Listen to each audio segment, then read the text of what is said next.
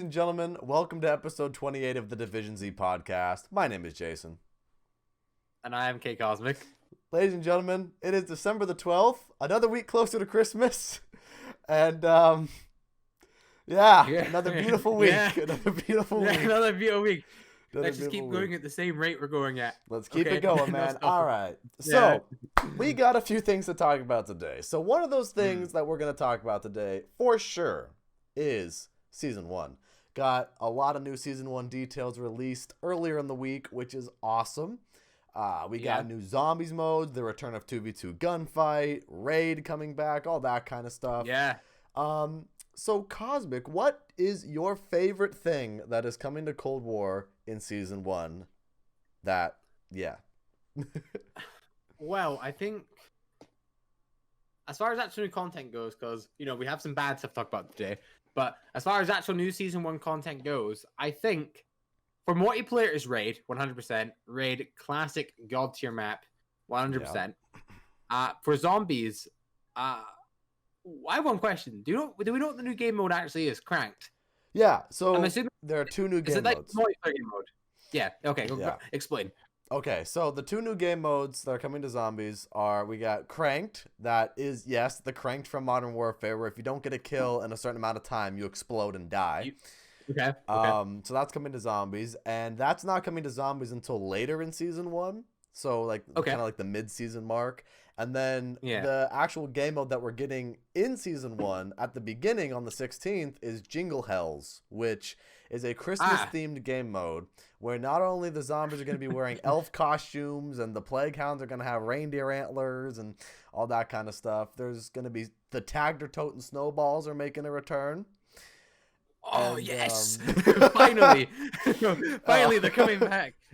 That's what the zombie community's been craving. And then also, I see that there's snowmen as well. Yes, there are snowmen around the map that apparently if you shoot them, they give you rewards. I don't know what that's about. Is it just me that thinks it's probably going to be like the crystals? You know what, dude? If they just retextured the crystals to be snowmen and it's not like its own separate thing, I'm going to be a little sad because they're making it out to be like, oh yeah, the snowmen are a different thing, you know? Yeah, but not really. I would actually be so sad if it was just retextured crystals. Probably not. Gosh. But yeah, you were saying Raid is the thing that you're looking forward to in multiplayer. I'm definitely looking forward to that in multiplayer as well. Yeah. For zombies, I think it has to be Jingle Hells. That's the game mode, right? Yes. Yes, Jingle Hells. It sounds like an Adam Sandler movie, but I'm excited for that because I think it'll make the map just feel fresh, even though not a lot really changes. Yeah. It'll make the map feel a bit, adds that little bit of content, like a little like a little layer on top of it. So I'm really excited for that, and I think I don't know. I think it'll be some fresh air because I think Black Ops Cold War Zombies has been a really big success so far, right? Yes. But I think people are starting to get a bit tired of it. But you can't really blame them because there's one map. Yeah, that's the thing. It's lucky the game's so replayable, is all I'm saying, right? Dude, you got that right. Like the game's fun and it's gonna keep it alive until we get a new map, probably in like what was it, February? Maybe someone said. I think the new map, which isn't too like surprising, right? Yeah, no. But yeah, I guess Jingle Hells. They're bringing new weapons, obviously. I'm excited for that. Oh yeah, I'm excited to see what happens with them, and I'm excited to see the new Cold War Battle Royale. That'll be fun to have a little play. Very interesting. Is it just me or is it like it's Alcatraz Island, right? No, it is not Alcatraz. Okay, it's Rebirth Island. It's Rebirth Island from the Black Ops 1 campaign. So that's gonna be pretty cool. Okay. I didn't even know that. We also got Aquanugget in the chat saying pack a punch the snowball. Hell yeah, dude. Actually, that'd be something I'm down for pack a punching the snowballs. You just rapid fire it. Well, because then that begs the question, right? Would I mean, obviously, I think the snowballs are going to come back as equipment that you run around the map and pick them up. But in the off chance that, I don't know, snowballs are just like the uplink. You know how we have the summoning keys, the uplink ball in Revelations? Yeah. What if by the off chance the snowballs maybe act like that, and then you like put the snowballs in the pack-a-punch machine? Oh, you put the snowballs in the pack-a-punch machine, you get the yellow snowballs that are the upgrade on Tag or Totem. Hell yeah. There you go. Hell yeah. The chat is also saying, watch it be stronger than the ray gun. That would be insane. I mean, technically, snowballs are a one-hit kill on Tagged or Totem. Right, listen. Just put some blast furnace on your snowball. Put some blast furnace.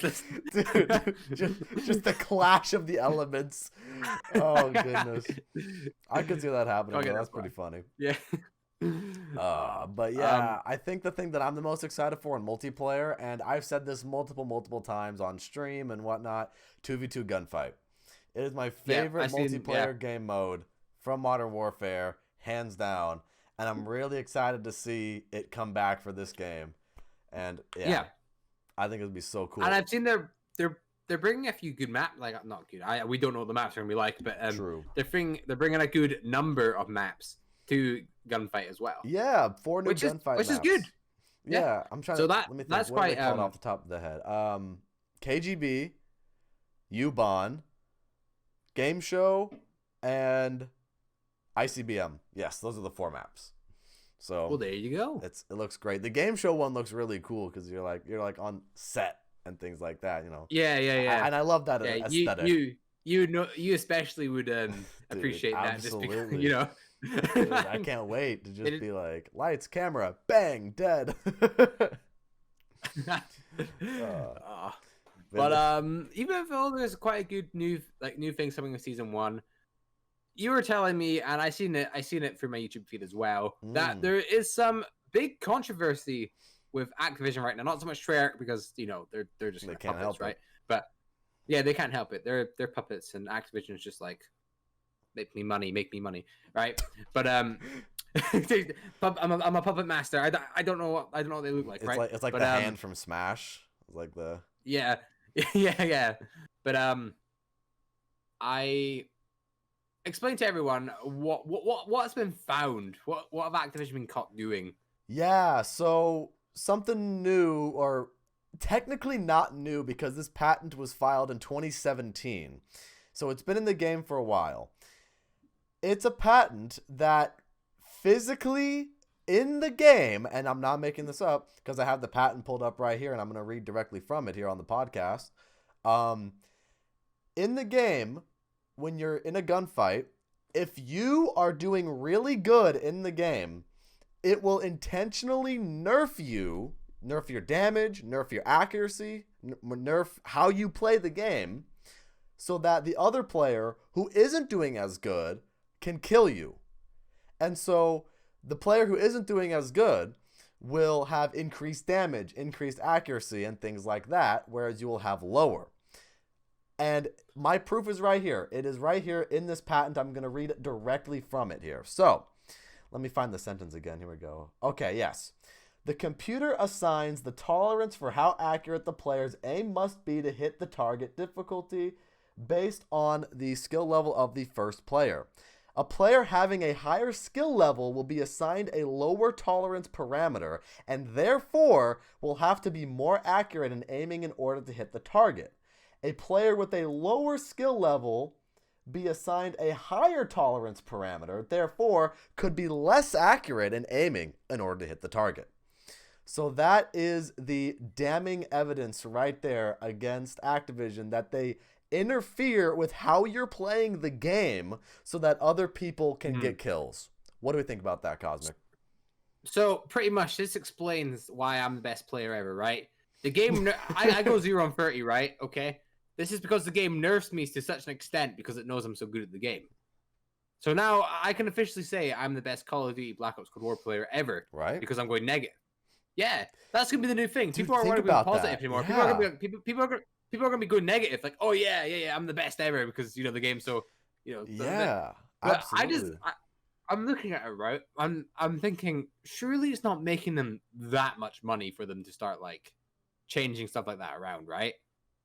I mean, here's the thing that I think it is, and other people have pulled this up in certain videos, which I think is a very valid point, that The reason being behind this, and this is what I'm about to say right now, is neither confirmed nor denied, but it is a valid point that should be addressed when talking about certain things like this, where players that aren't as good would be the target audience, where the players who just want to, so quote unquote, play casually, which they can't even do because of SBMM, you know, they're going to want to amplify those players' damage so that they keep coming back to the game and playing the game.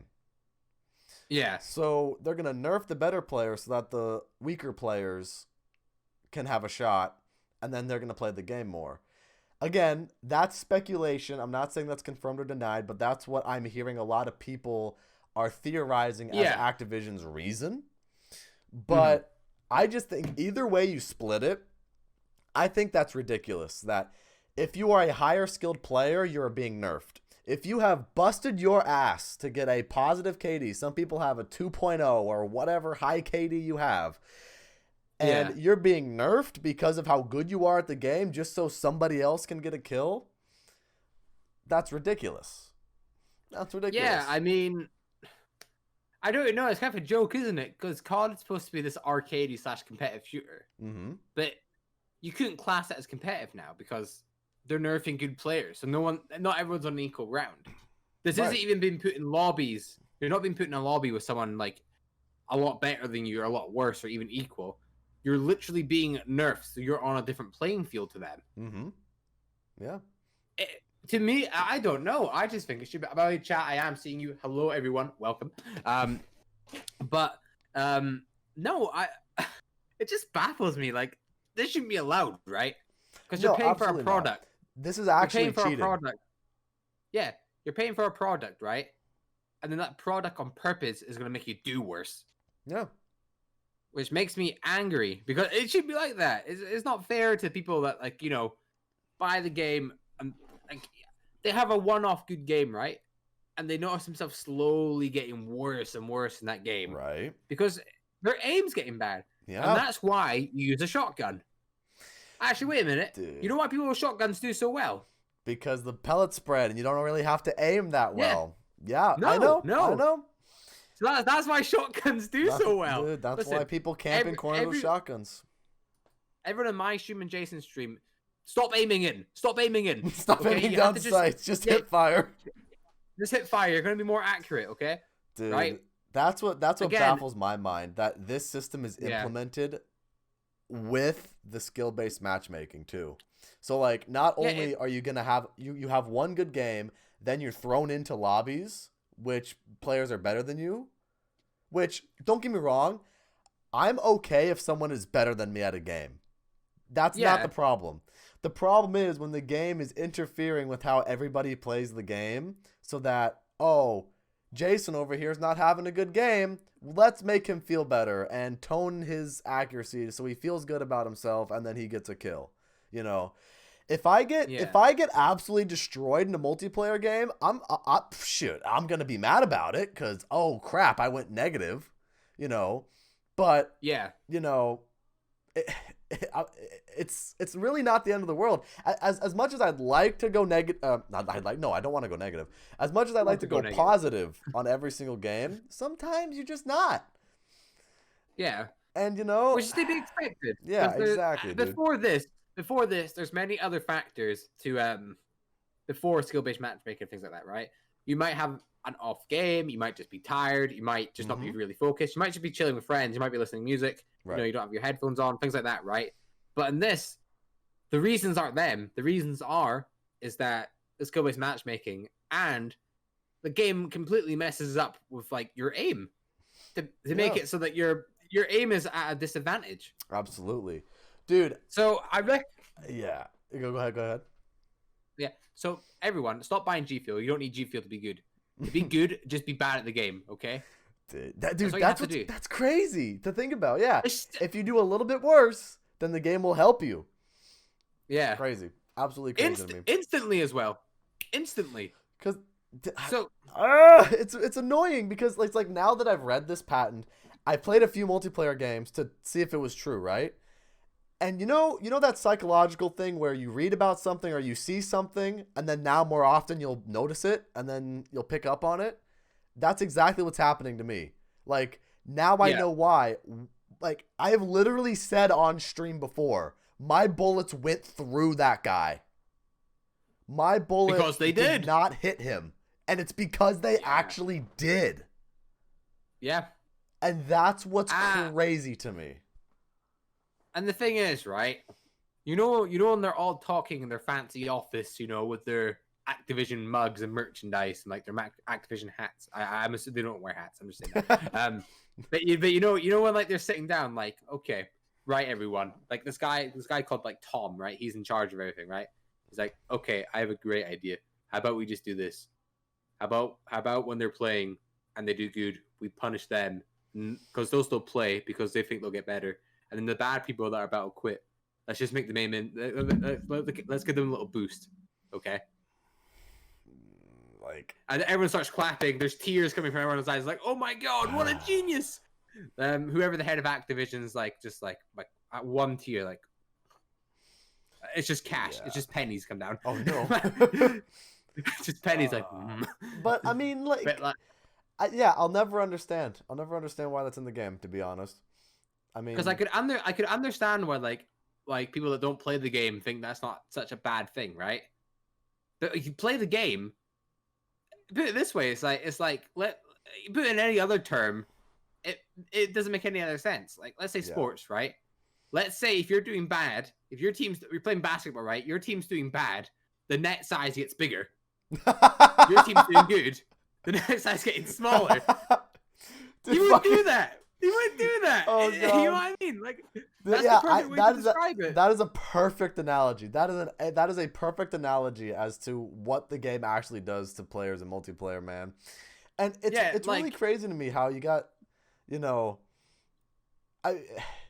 even COD pros like Scump and Formal, all these COD pros are struggling with public matches, and they're some of the best in the world. And because people play like, I'm sorry, I'm going to say it, absolute cowards with the camping in the corner with their shotguns and their M16s and the proximity mines and the field mics, everyone it's a camp fest because everyone wants to get that high KD. Everyone wants to do good in the game. So they feel forced to be playing in this style of just sit and camp with my gallo, Absolutely. There's no, yes, there is aggressive play, but aggressive play has been nerfed. And that's what I dislike, because I would guarantee you 90% of the Call of Duty player base plays aggressive. And they play normally. They just play, run around the map, shoot some people, domination, take the flag, and kill confirm, take, people just want to have fun with the game at the end of the day. And people want a ranked playlist. People want a ranked playlist. The thing is, right? Yeah. If there's a ranked playlist, who's to say they're not going to implement the same system? Well, here's the thing about the ranked playlist, though, is it would take away the so-called sweat community or the sweat player base from public matches to go into the CDL playlist. That's what I liked about Modern Warfare's playlist, where Modern Warfare, you had the CDL playlist, where you played on CDL rule set with, all the things that are in competitive Call of Duty games. And that's cool. Yeah. I myself indulged in the CDL playlist a handful of times because I thought it was cool if I wanted to feel I want to compete. So there's that as well. We got Aquanugga in the... Aquanugga? Wow. Aqua Nugget in the chat. What's up, Cosmic? Just subbed to your channel. Crazy how you got Pizza Raid. Hell yeah, man. Hell yeah. But what's it? I want everyone in my chat and Jason's chat to just let us know what you think of the situation. Absolutely. The whole skill-based matchmaking and the pattern and your guns not being good because you're not good. Wait, no. Your guns not being good because you're good at the game. We do not know how to speak English today. We're just no, not today. No, we're just like this whole day today. But no, I want your honest opinions about everything. Yeah, absolutely. I mean, I think me and Jason just think it's 100% like, Activision are really just doing like a Blood of the Dead Richtofen right here. I'm gonna be quite honest. It's not fun. It's not good. Yeah, it's sad. It's sad. The thing is, that, I hate to say this, right? Because it's gonna sound like I don't want to sound like I'm complaining about everything, right? But it's like you're rewarding players for not doing as good, and like it's the whole like everyone gets a participation trophy kind of a thing, It's like if you win the game, you win the game. You lose the game, you lose the game. You did good, you did good. You did bad, you did bad. It's giving players freebies essentially. The team who did not win the Super Bowl doesn't also get a Lombardi trophy. Of course they do. Oh, no, I'm sorry. Of course they do.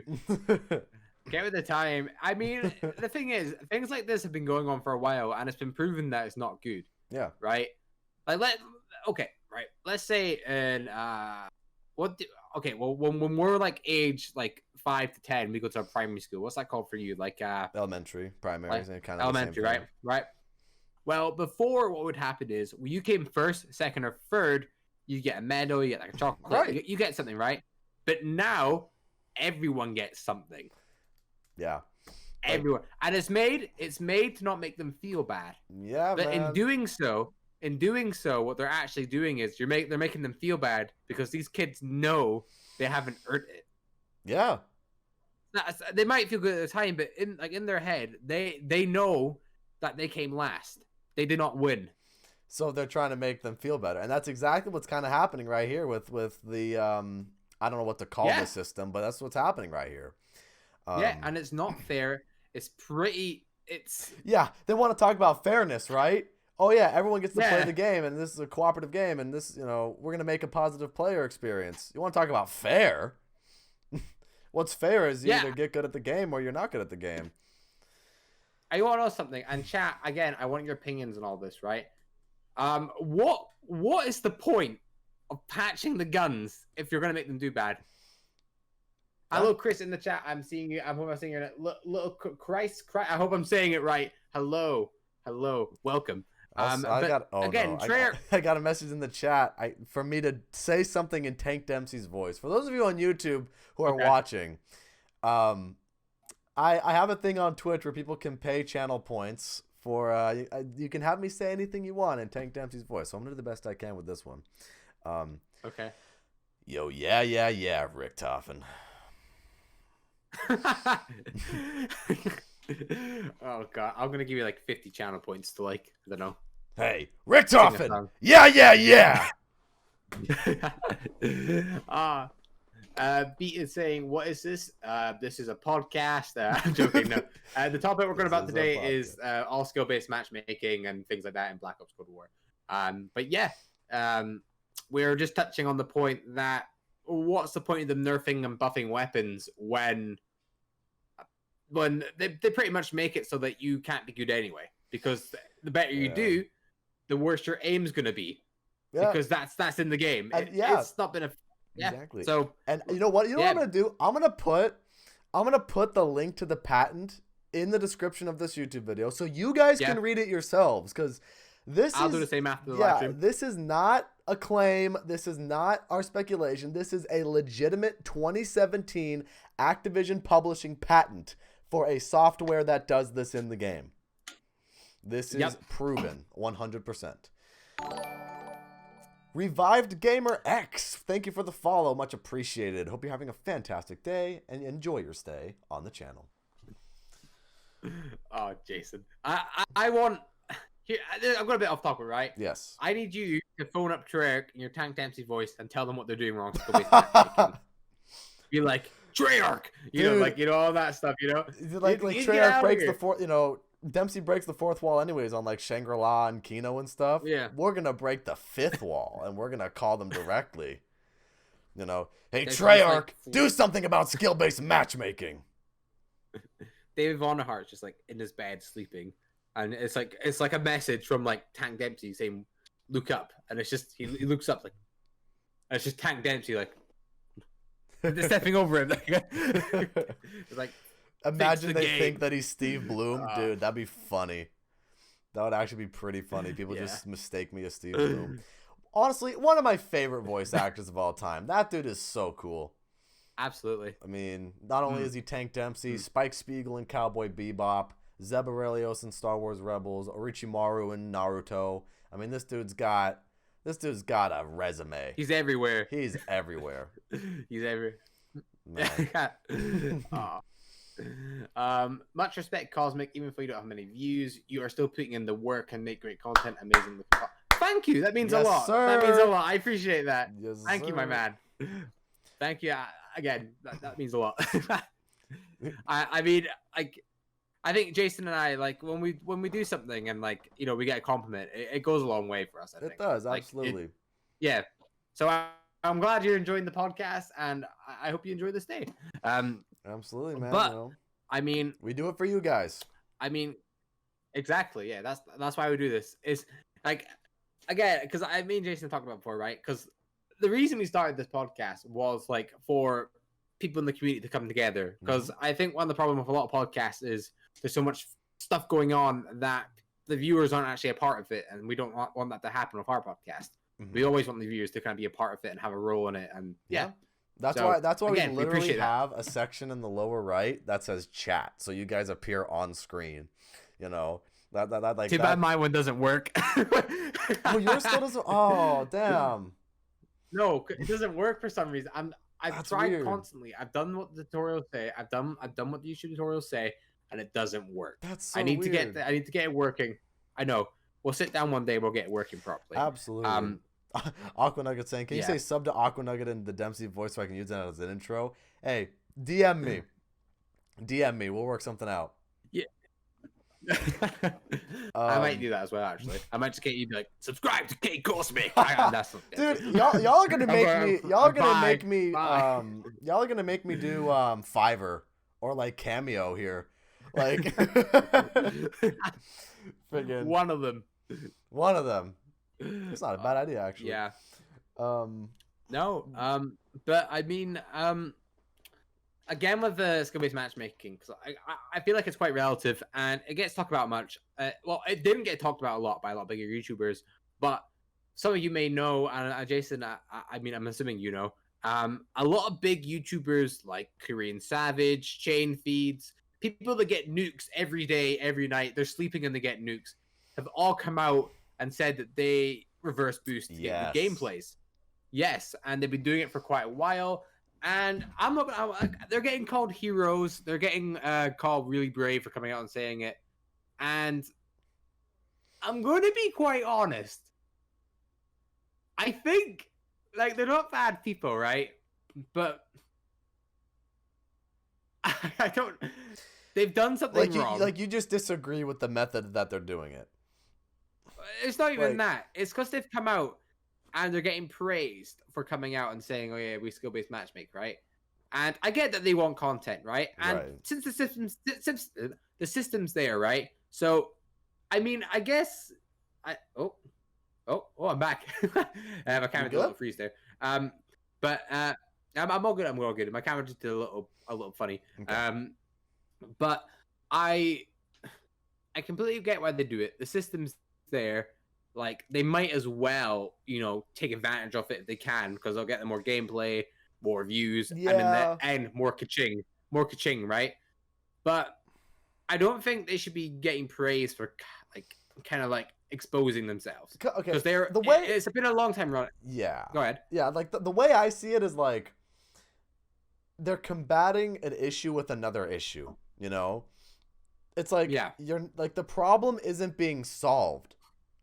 Like, the problem straight up is not being solved about skill-based matchmaking or this new information that we got out here from this patent. You know, it's trying to resolve a problem with another problem. And it's counterintuitive to me. Yeah. I mean, personally, as shitty as it is to go up against some of these sweats in some of these lobbies, I'm going to have to deal with it. You know, personally for me, I'm not going to reverse boost. And I'm not saying that just because, oh, look at me, I'm high and mighty and I'm going to do the right, no. I'm just not going to reverse boost because, number one, I really don't care, to be honest. Yeah. But the thing I do care about is, the matchmaking. And I know the reverse boosting is technically a way to remedy that, but I'm not going to cheat the system. Yeah. And you could make the argument that reverse boosting is cheating the system as well. And that's why a lot of people are giving them praise that, oh, well, they're cheating a flawed system with a flawed system. And that's why they're saying, oh yeah, all these other multiplayer YouTubers are doing the right thing, and they're I don't know, just me personally, I'm just not gonna do it because I've come to terms with the fact that people are gonna be sweaty, and as much as I hate it, and as much as I'll curse up a storm about it, there's really nothing I can do about it. I mean, and I wanna look to try to maybe participate in some multiplayer tournaments in the future. And, I got to get used to these kinds of players anyways. So, you know what? I might be cursing and swearing along the way, but oh well. I understand it. I won't go into this thing. I don't understand why they do it, right? Because their channel, all these channels that do it, they're mostly for gameplay, right? Like Korean Savage. He's a really good player. Mm-hmm. He just uses skill-based matchmaking, the reverse boosting, to get him there faster. The gameplay's faster. Yeah. So if Korean Savage, if ever in like a million years you see this clip, right? You're not a bad player, right? But then I watched your video saying how you're thinking about how you want to do your content from now on, because I don't think you really want to do reverse boosting anymore. I get it, but at the same time, I really don't think all these people should be really getting praise for it. I don't think they should be getting hate, but I think I don't think anyone should be getting hate. Yeah, exactly. Yeah, I agree. The thing is, right? You're not bad people, because we got to remember this is a video game, right? This is pixels on a screen at the end of the day. Right. As much as we love video games and they can create great memories and things like that, like it's not worth getting completely upset and frustrated with it. But then again, I do think that is like you haven't made a movement or something. You've just come out and said, yes, we do this. So yeah, I think a lot of people are blowing it out of the water a little bit, where it's like, this is the Call of Duty revolution, and we're gonna get rid of skill-based matchmaking, and they're gonna listen to us, and boycott the battle pass, and that's how we're gonna solve this issue. As much as it would be great to address all of these issues and really put it forward. Yeah. I just don't think Activision's gonna listen. I really don't. I mean, it would be nice for them to listen. I mean, because the game is already out there. So, if anything, it would be done in the next game. Yeah. But, I mean, at the same time, probably not. I just don't think it would happen. Yeah. Because they already got their system. People are going to already buy the battle pass, and yeah. I mean, don't get me wrong. Again, I think something should be done about the skill-based matchmaking, and something needs to be done about this software that literally cheats for people in the game. But yeah, nothing we can do about it right now, at least. Yeah, no, because it's not like we work at Activision and we're on our Activision gaming PCs altering the code. So right.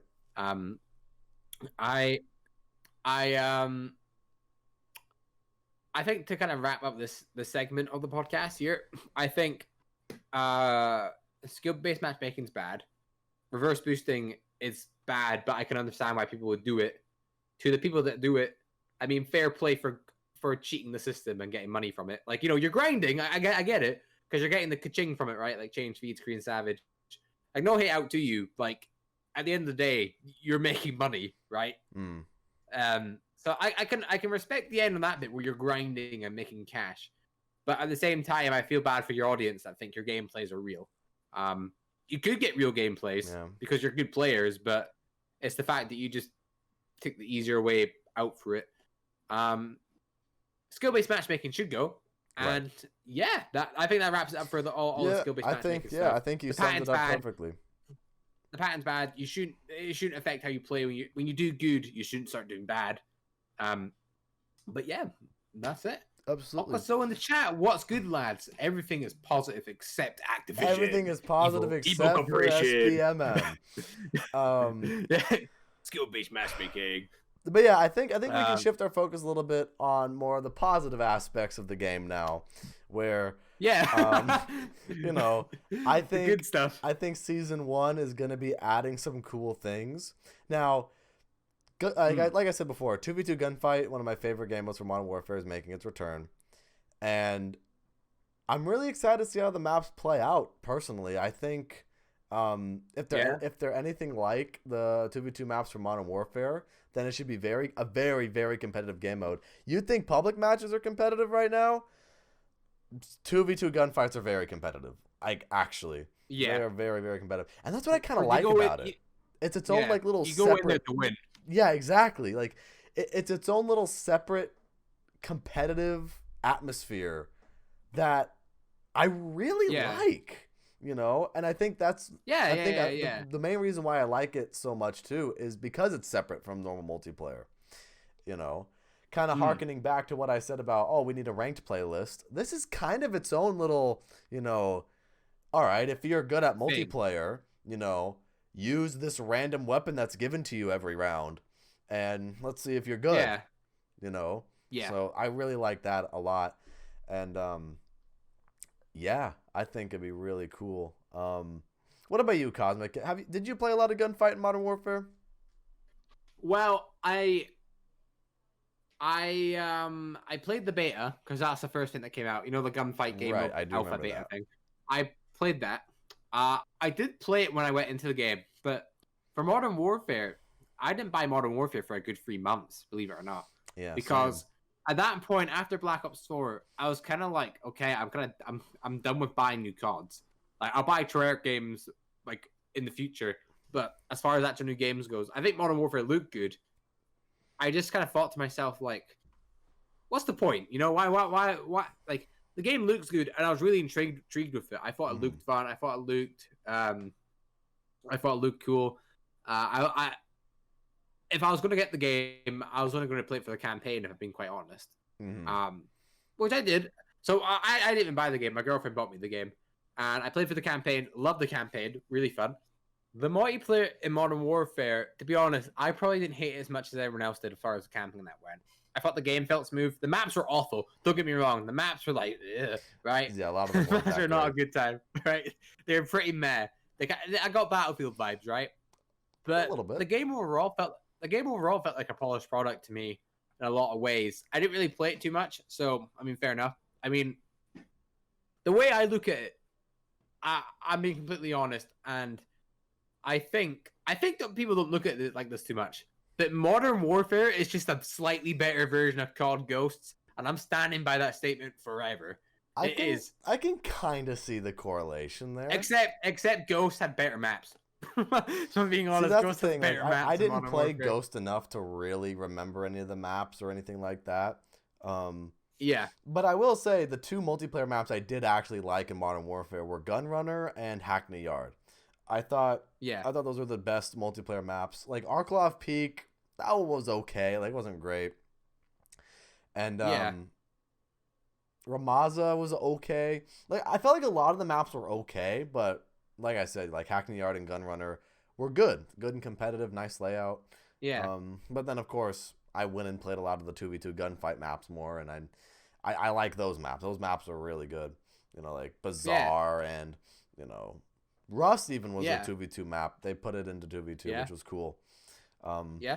Well, for people in my chat, I want you to tell me if I'm insane or not. Do you guys agree that COD Ghosts and not Infinite Warfare, Modern Warfare, Infinite Warfare, guys, Infinite Warfare and Modern Warfare are pretty similar in a lot of like maps and things like that? I'll say with Modern Warfare, I don't remember any of the maps names. No, I don't remember any of the maps names. No, but I remember there was the one that was quite good for Infected. Well, they were all good for Infected. They were all pretty much good for... I'll say this, right? Modern Warfare probably had one of my favorite Infected modes. Same with Ghost. I think Ghost for me, playing Infected was the most fun I've had in a multiplayer game for COD. Because everyone was on their mic. It wasn't like Black Ops 3. Everyone was on their mics. You know, you got people from all around the world. You're playing together. You know, you're camping all together. Your nice little corner. You know, got your things. The one game mode where camping is actually tolerated. Yeah, exactly. Infected. Listen, Activision. Listen, just bring Infected back, okay? In fact, get rid of all the other game modes. Get out of here. Just get rid of Team Deathmatch and Hardpoint. Fuck all those game modes. Like, Team Deathmatch, get out of here. Domination, go away. Oh god. Gun game, you can stay. You haven't been here for a while.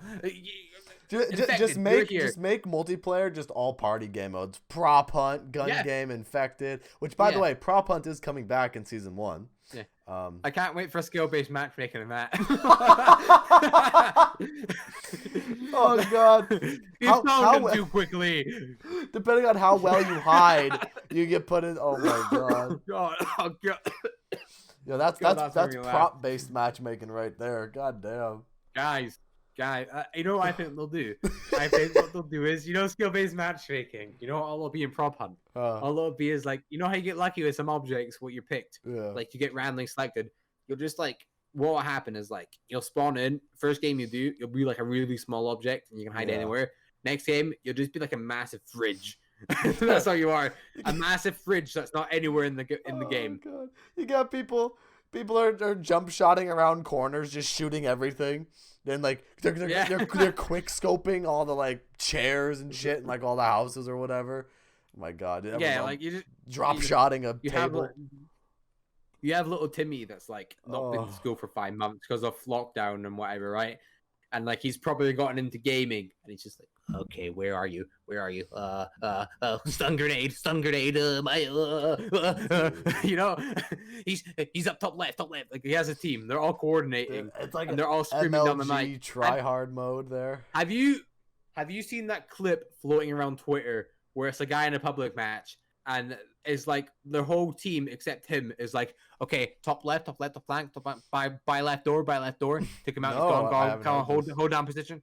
It's crazy. This team has gone in, right, and they're sweating.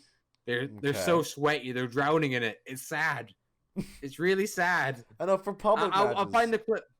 Yeah, for public matches, this guy's just like sitting here. The streamer's like, "Are you guys being serious?" Like, because they're proper sweating. I'll find the clip and send it to you. Okay. But no, it is pretty sad, and it makes me not want to play Cold War multiplayer. Skill-based matchmaking and prop hunt. That kills me. God, that's funny. Skill-based matchmaking and prop hunt. That's funny. You know what? I'm willing to bet that is actually gonna happen too. And the way it will work is the objects it picks for you won't be as kind. Like it'll be like what will be right is like when you start off you'll have like a little pack lunchbox maybe or something, like maybe like a little bottle, and then when you get really good at the game it'll make you an AC-130. That'll be it. Just turns into an AC-130. Damn. It's like you can't go anywhere. Like I've been thinking, and this is some inside information for the viewers. I've been wanting to clip parts of the podcast and post them as just little clips, right, on Twitter and things like that. And that prop hunt bit, like skill-based matchmaking prop hunt. I think that's gold. That's you know what I mean? That's pretty funny. I think that'd be pretty funny, yeah. Yeah, man. I think the thing is too is with I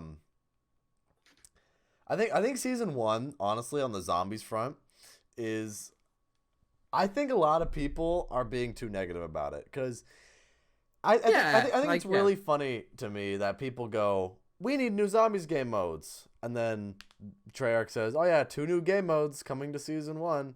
No, not those game modes. We want grief. I mean, I would love grief back as much as the next guy, but let him do something new, man. Who knows? Cranked could be good in zombies. Who knows? I mean, I think it'll be all right. Yeah, I think it'll be more fun and arcade-like. It could be cool. Here's my advice to people, right? I think if, like, obviously, I love playing zombies. It's the main game I play, right? But over the years of playing it, even though it's like one of the best games in the world, I like how replayable it is. I think sometimes when you dedicate all your time into one game mode, you want more content a lot more faster, right? Like for me at least, I played Cold War nonstop the first week, and now that life has gone back to more normal, I don't have time off anymore because I had a week off because I knew Cold War. Yeah. I haven't been playing the game as much. I'm still playing it. I'm just not playing it as much, right? But for me, I'm not really craving new content yet. Like I think the game's getting a bit like you know what's happening now, right? But to me, it's like Shadows of Evil. I'm playing the map and I'm enjoying it. I'm having a good time and I want to keep playing. But there's still the more grinding aspect there. So for me, at least, I still have Dark Matter. I still have all my calling cards. I still have things like that to finish. So right. I mean, that's the thing, man. I mean, it's you got the camo grind too. You know, Dark Ether. You know, I've been grinding that out on Twitch here and trying to post highlight videos on YouTube and things like that. You know, there's a lot of stuff to do. There's a lot of stuff to do on Cold War. I mean, besides Dark Ether, you got the challenges, 100%er challenges, and Dark Ops, and just leveling up your weapons and things like that. Yeah. And then for those of you who haven't already, upgrade all your perks, upgrade all your field upgrades, things like that. There's a lot of stuff to do. And I think that's the one thing that I really hope they do for future seasons is they need to add more field upgrades along with new perks, because we know they're going to add new perks. They need to either add new field upgrades or new ammo types so that we can use more raw Ethereum crystals, so we can have more of an incentive to do that. Yeah, I think they will. Nova in the chat with the hi. Hello, good sir. Welcome to the stream. I think did I just hear you say hello there, like the meme? I mean, yeah. Hello there. It's called you are a bold one. It's cause I've been infatuated with all the Star Wars memes recently. My dude. And like yes, the negotiator and all that. I expected you to be taller. Dude, I mean, literally, for right now on Twitch, as of right now, my follower alert is Obi-Wan. Hello there. It's a little gif of him popping up. And I hate to strive off zombies for a second, but Jason, I'm assuming you're quite happy right now with all the new Star Wars news that's come out. Here's the thing. I'm happy, but a part of me is going, don't screw this up, please. The thing is, right? My friend's really into Star Wars, so he explains it all to me. With Mandalorian, the director of the new Star Wars films wasn't allowed to touch it, so that's why it was good. Yeah, because the Mandalorian. Here's the thing: the Mandalorian is being produced, and even a couple episodes are directed by Dave Filoni. Okay, Dave Filoni is the dude who made Star Wars: The Clone Wars, which huge hit. Everyone loves it, and everyone loves Dave Filoni. Dave Filoni is basically a second George Lucas. I mean, this dude knows the universe inside and out, and he's done some really awesome things for the fan base and for the franchise. That's why The Mandalorian is as successful as it is. And I really hope Filoni is going to work on the Obi-Wan series. Out of everything else that Disney is going to produce for Star Wars, the Obi-Wan series has to be good. Like the Ahsoka series, okay, that's cool. I like Ahsoka too, but I don't know. Ahsoka's all right. You got the Acolyte, which is supposed to be a film on Disney Plus, which I don't know what. Probably like something to do with the Force or the Sith or something like that. Yeah. And then you have a Star Wars anime. Star Wars Visions. Star Wars Visions, which, as much as I love anime, I don't know how to feel about that. I don't know if Star Wars would fit that anime vibe, So we'll just see what happens, man. But it'll be really interesting to see. Over the next 10 years, we're going to be getting a lot of stuff. I know we're kind of going off zombies, right? But, podcast, whatever, right? But, Disney, they're kind of owning everything now, aren't they? A little bit, a little bit. Because they have Star Wars. They have all their Disney stuff. Got Marvel. They have Marvel. Mm-hmm. And the thing with Marvel is, right, some good Marvel news has come out, right? Obviously, Tobey Maguire is, right? Yeah. Like, he's like, you've seen all the memes where he's like, he's in Endgame or Infinity War, and he's like, ooh. Like, he has the ring or whatever, right? Yeah. And then the girl knocking at the door is like, just a minute. Or, or like, I had to beat an old lady with a stick to get this, right? All the good, like, Tobey Maguire memes. Well, he's actually coming back as Spider-Man in Doctor Strange and the new Doctor Strange movie and in the new Spider-Man movie with a lot of other people. Like, Jason, have you watched Spider-Man films before? I watched like the original, like Spider-Man 1, Spider-Man 2. Well, I think that's about it, to be honest. Doc Ock from Spider-Man 2? I do know Doc Ock. Well, he's coming back. The same actor as well. That's cool. And the same with the Amazing Spider-Man, which was like Andrew Garfield, obviously. Mm-hmm. Andrew Garfield's coming back. The girl who plays Gwen, I have no idea what the actor's name. So two of the Spider-Man actors are coming back to play Spider-Man and Spider-Man. Yeah, so it's gonna be like a Spider-Verse thing because you have that Miles Morales. Yeah, okay, I got. So you're gonna have Tobey Maguire, you're gonna have Andrew Garfield, you're gonna have Tom Holland, and they're all gonna be in the same scene together. Interesting. So, and it's Sam Raimi directing Doctor Strange, which was it was either him and his son, one or the other. He directed the original Spider-Man trilogy, which is very exciting. So we're gonna get some Spider-Man 1, 2, and 3 vibes. Very interesting. And as well, the second Spider-Man film, not the second, The Amazing Spider-Man 2 even had Electro in it, which is I can't remember the actor's name again. Again, I've forgotten, but he's coming back, the same actor, and he's portraying his role as Electro, which is it's pretty cool. They're using, in a way, they're kind of like Activision game developers. They're using recycled content. Dude, no, I'm joking. Like, here's the thing that I gotta say about that, right? It's like actors who play a certain role. It's like it's so hard to replace them. So it's like, we've announced that this person is gonna be this guy. Fucking recycled content, my dude. I'm joking. I love it. That was pretty funny. Not gonna lie. In all seriousness, I love that all these actors are coming back. No, yeah, absolutely. Huge nostalgia bomb. Like, I'm in theaters watching that. Well, I'm allowed in theaters. But I watched the movie. That's one day, hopefully. I'm very excited. That's one movie I'm excited for. Yeah, that's the thing too. Like, Ewan McGregor is coming back as Obi-Wan, and Hayden Christensen, Anakin Skywalker himself, coming back in the Vader suit to play Vader.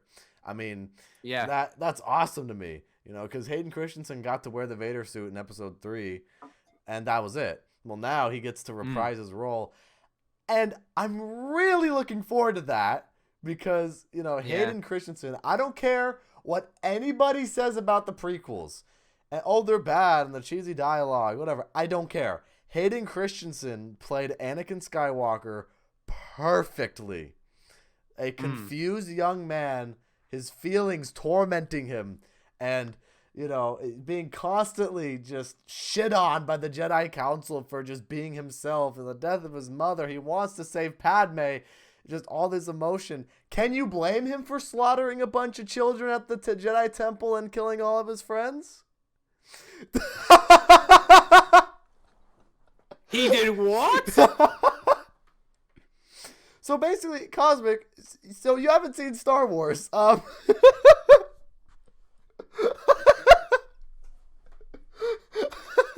Jesus, I thought the Shadow Man was bad. Oh my god. So this might be getting a nuclear on these kids here. Jesus.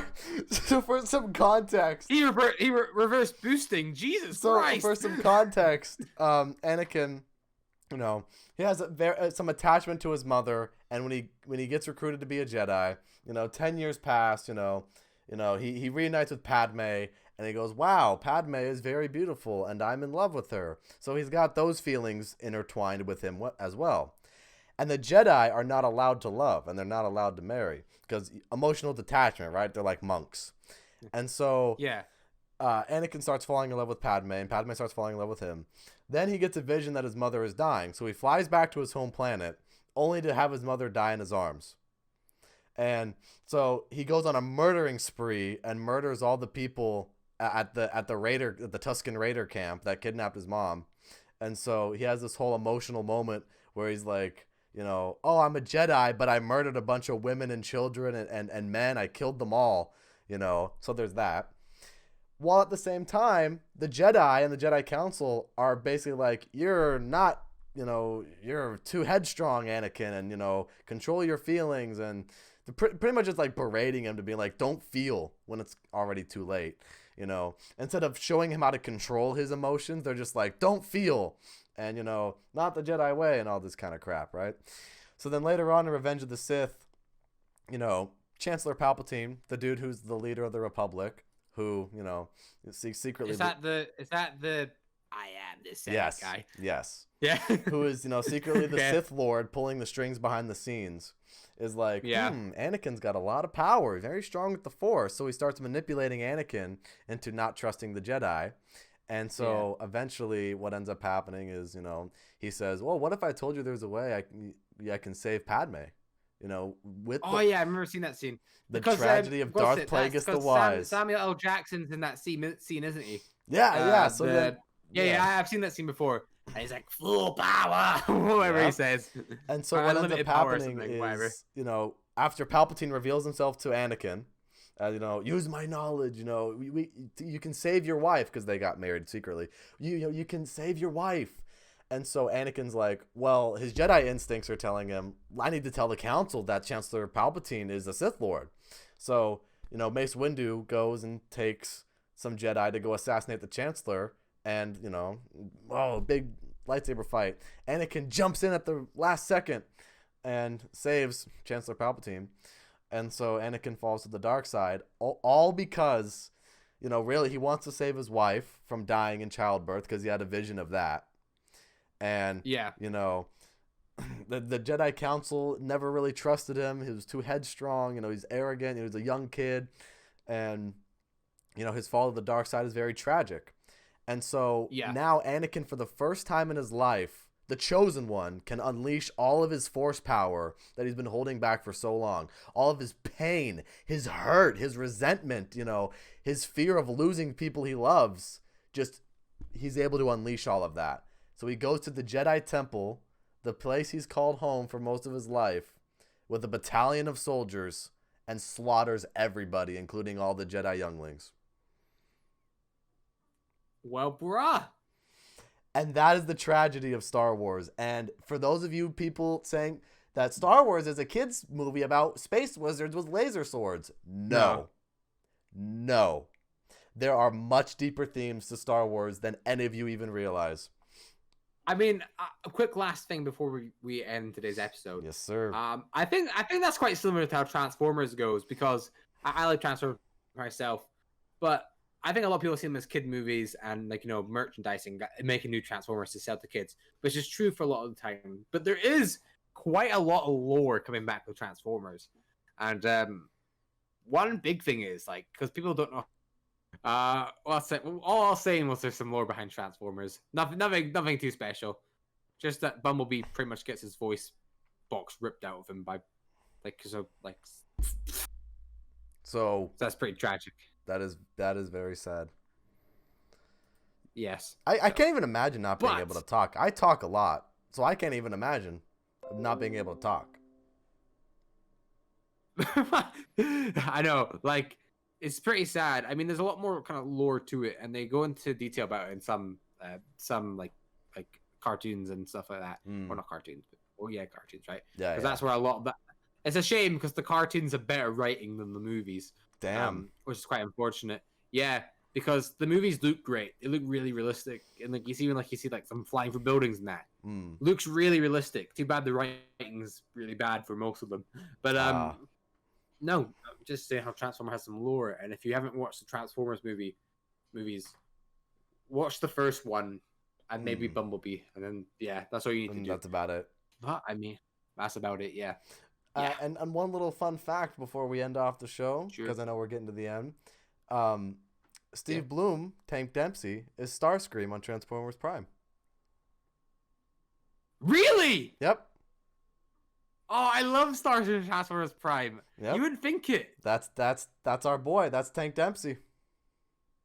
Okay, so you know what? If we ever meet him, I'm not gonna get into Tank Dempsey. I'm getting into Starscreen. Oh yeah. Because his voice is in Transformers Prime. His voice is perfect. Yeah, I mean the dude. Have you heard? I've heard the voice acting before on Transformers Prime. And yeah, he's good. He's really damn good. You would expect this to be him because his voice is completely different. I mean, the dude plays one of the Digimon in Digimon 2, and he's all like the monster noises or whatever, Yeah, I mean, so his voice is so because oh god, that's weird. That's weird to think. That's weird to think. Because in the previous one, the voice actor for Starscream was the same person that voiced the Ice King. So, from Adventure Time. So when you heard Starscream, you just think of the ice cream. That's funny. Ice cream. Ice King. Yo, I love ice cream. Like, bro, ice cream. Don't be epic. But, I mean, thanks for telling me that fact. That was actually pretty cool. Hell yeah, no, if we ever get him on the podcast, I'm getting him to do Starscream. Because awesome. I honestly, like, that's, I don't know. I always thought that's the best interpretation of him because he kind of sounds like a bit like, like, oh, Lord. Like, like, oh. like that. Like, it is. Oh, God. Good. Good stuff, man. Good stuff. Good stuff. Well, I think, ladies and gentlemen, we're going to be wrapping it up here for this episode of the podcast.